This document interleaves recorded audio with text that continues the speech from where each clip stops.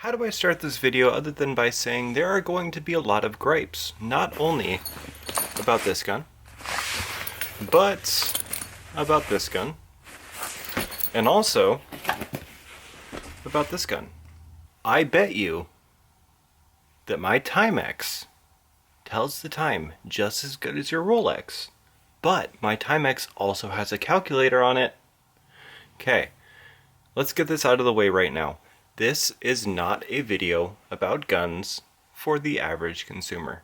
These are all high-end guns, and guns that understandably cost a lot of money. Before you say, oh, well, the counselor could hold just as many rounds as an M&P Shield. Or before you say, oh, well, my 1911 can do all of that and cost half of blah, blah, blah. I get it. You don't spend the money on a Rolex just because it tells the time better. Does it? I'm willing to bet that it probably doesn't tell time better than my GPS synced watch because, GPS. But, $300 versus thousands. Okay? Big difference. You are paying for quality of craftsmanship when it comes to these other guns, not these. The Springfield TRP Operator is a great gun. The Shield is also a great gun. Neither of these, maybe this one, are really over $1,000. You're looking at I'm not going to say a price because you always correct me and say oh, well, I can buy it for whatever. Let's say $400. So understand that it's not lost on me that a double stack 9mm can be sub $1,000. Again, bad example. But the point that I'm trying to make here is I understand that there are cheaper options. You don't need to point that out in the comment section. And for those of you who are going to ask, I love the Shield and I love the TRP. The first gun on the chopping block. Something right away that you'll notice, this is very akin to a 1980s, late 70s Coleman stove or a lantern bag. It's not sexy at all. No, it's not sexy at all. Not flattering. It's cheap. It is padded. I'll give him that. So we're going to touch on that a little bit more later. First and foremost, breaking into our front pocket of our fanny pack, we get a spent piece of brass. We get... Actually, that is a pretty cool patch. I will give him that. And, you don't need one of these on a TRP operator.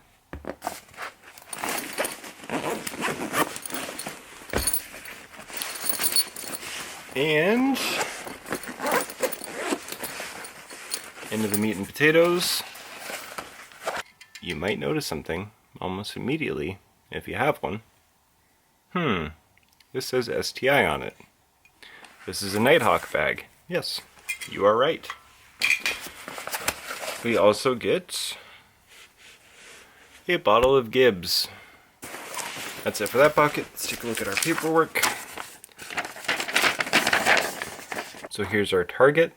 Here's our two shots. They shot it with 115 grain and 124 grain hollow point. There's our two shots from a distance of 12 yards. Again, pretty cool sticker. These are like the basic 10 commandments, essentially, of 1911 ownership. If you don't already know this stuff, you probably shouldn't be buying a Nighthawk. Another thing to point out is their slogan, one gun, one gunsmith. One guy turned this gun from a whole bunch of pieces of metal into a work of art. That's pretty cool. One guy, from start to finish, built this gun. It wasn't turned out via machine and everything else and mass produced where this frame could fit 1,000 of these slides. So you have something like this that has really wide tolerances where it's designed that you could just buy aftermarket parts. Nighthawk really isn't the same way. So this is your initial voucher for your 20% off of all of your magazines. Pretty cool that they do that. You can call in or mail that in, but I'm going to assume your basic 1911 manual, and it is, yeah. There isn't a whole lot that you're going to learn in this that you didn't already know about standard operation of a 1911. again, you guys, I'm really not that big into manuals. It's one of those things that tells me that thought has gone into a product. However, again, with something like a 1911 or 2011, it's such a standardized thing that you should just know. And if you don't, you're probably not starting with the right 1911. So, right off the bat, I pointed out in every video, notched rear, and even further than that, and this gets me pretty excited, the whole back of the slide is notched, anti-glare and notched. The top of the slide is notched. So of my favorite sights, Heine is definitely them. Not too crazy personally about fiber optics. I am going to change this front sight and actually this rear sight out, and I'll show you why in a second here. You are going to see some things about this gun that are strikingly similar to an STI. So this grip frame, look familiar? It should. If you've seen any of my STI videos, it should. This grip frame is aluminum. This trigger is aluminum. Neither of these are polymer. They don't have that lifeless wannabe Glock feel that the STIs do. Do not get me wrong. I still absolutely love STIs. Still have them. Still love them. There is something that's a little cold and lifeless about having a polymer grip. You spend over $3,000 on a gun, and you get something that you think is going to be reminiscent to a 1911, and it turns out to have a plastic half, and you're like, well, that's kind of shitty. It doesn't feel like it's going to be something that's as timeless. And another thing that I point out in all of my STI videos is I wish it didn't have an ambi safety. Nighthawk took care of that. The visual and tactile feel of this gun in comparison to an STI, goodbye a lot of subs, is phenomenal. It is strikingly better. Tolerances are on par with, if not tighter than an STI. Yeah, I said it. The trigger, better than an STI. I said it. Sorry, not sorry. Overall, in general, this is just a better gun. Let's do our side by side. It took forever for me to find this damn case, and the reason for that, and the reason that I mentioned that I would touch on the case thing again, and again, presentation-wise, STI wins. But again, you're spending over $4,000 for this gun, and right around $3,000 or so for an STI. You're getting a much cheaper case with the $4,000 gun. I know that none of my money went into this crap case. Sorry, Nighthawk, your cases suck. But at the same time, again, I had to search for this one because guess what? After I take the gun out, it doesn't ever really go back in that case. So let's pretend that I'm doing this unboxing all over again. Can you tell I've got quite the collection of mags going on? Now here's our STI. Undoubtedly, yes, still a very beautiful gun. I have zero qualms with this gun at all. I love it. This is, in fact, a polymer lower. This is, in fact, a polymer trigger. And if I push on this trigger guard, you can see it flexing. Again, there is something kind of lifeless about polymer. It doesn't feel like something that I'm going to be handing down generation after generation kind of thing. The tolerances are great. I can tell you right now that on the Nighthawk, that gap and that gap right there, they don't exist. There are no gaps at all. Do I think any less of the STI? Absolutely not. Not in the slightest little bit. Do I think that much more of Nighthawk? Absolutely. So side by side here, talking about weight, guess what? The STI with a polymer lower is heavier. So your argument of Well, it's got a polymer lower because it's lighter. It's not. Nope, it is not. It's not lighter. Really quick, we're going to talk about the pros and cons. The pros are that this is about $1,000 cheaper. The con is this is about $1,000 more.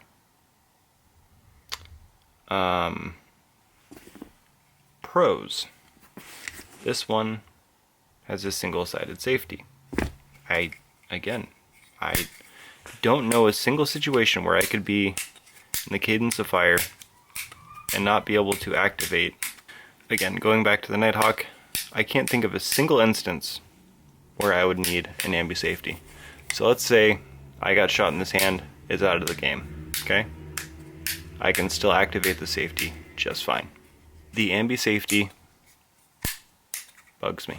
I don't know why. It just does. It bugs me. I don't like it. Should you not like it because I don't like it? No. So looking at the STI, you can see these casting marks in the polymer. Right there. They're sharp. You know, they're plastic. They're casted plastic. This is plastic. All this is plastic. You look at the bottom of a Nighthawk, and all of this is super, super smooth. Feels really good in hand. A really, really deep undercut.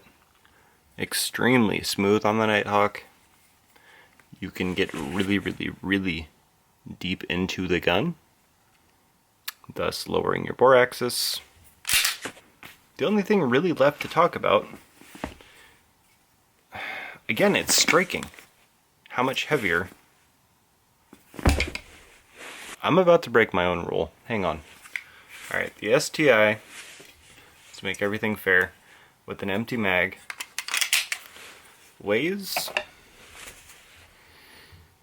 37.5 ounces. Okay, you guys can see that just as clear as I can. The Nighthawk. I have not, by the way, I have not weighed these yet. If I'm wrong,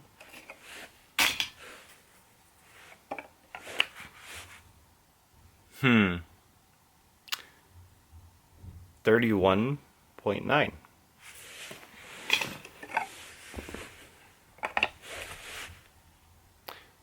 $37.5.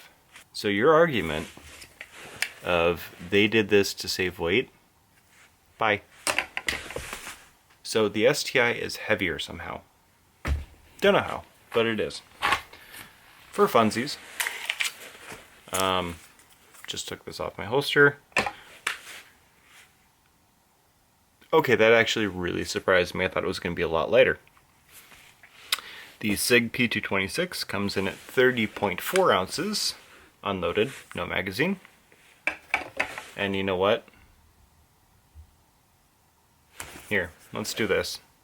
I'm going to add this 31.9, add my loaded mag. Okay, 41.7.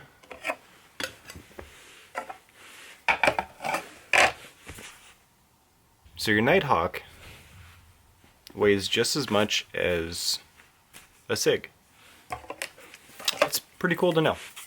And again, for those of you who haven't seen my channel before, this is the first and only time you'll ever see me break out a scale. Again, going back to the pros and cons. Some may feel that the STI is more aesthetically pleasing. That's fine. Some may be like, well, you can't run an RMR on here. That's fine and great, but guess what is not on my STI? That's right, an RMR, because I cannot shoot a red dot. I have an astigmatism, and I'm also cross-eye dominant, so me shooting red dots is a gigantic pain in the ass. I cannot do it. The fit and finish of this gun is like none other that I have ever seen. And just like that, that barrel disappears. That kind of machining is just absolutely freaking phenomenal. So looking at our individual parts, you gotta admit that's a pretty damn cool looking frame. Yeah, that excites me. I'm not sure. Oh, actually, I am sure of what they used on there, but that's no longer a thing. Touch on that in a second. Machining on this barrel is just absolutely amazing. For over $4,000, you would expect absolutely nothing less. You see the little proof marks of someone hand etching something into there. Very cool. Just knowing that everything at the end was hand lapped and hand polished, it's pretty damn cool. The lube that I use still, and you'll never change my mind on this, is the Go Juice from Geisley, the quadruple zero very thin grease. The reason for that is, unlike your conventional oil, on a metal to metal part, now this is just me, anything that is metal on metal gets grease. More specifically, this very thin grease. And that's just because I feel that oils belong on barrels, for example. A thin oil on a barrel would be just fine. However, I do actually use grease on barrels. I use this stuff on every single part. Reassembled, cleaned, and lubed. I think some of you military guys called it finger painting. So, the STI versus the Nighthawk. Is the Nighthawk a better gun? Yep. There it is. Yes, it is. The Nighthawk is a better gun than an STI, if you ask me. That's my opinion. Is it $1,000, $2,000 more better? I obviously think so. I bought one. Actually, I bought two. Stick around for part 2. Is it worth it to spend the extra $1,000 for you personally? That I can't answer, obviously. I don't know you. So the STI versus the Nighthawk. Yeah, Nighthawk for me obviously wins.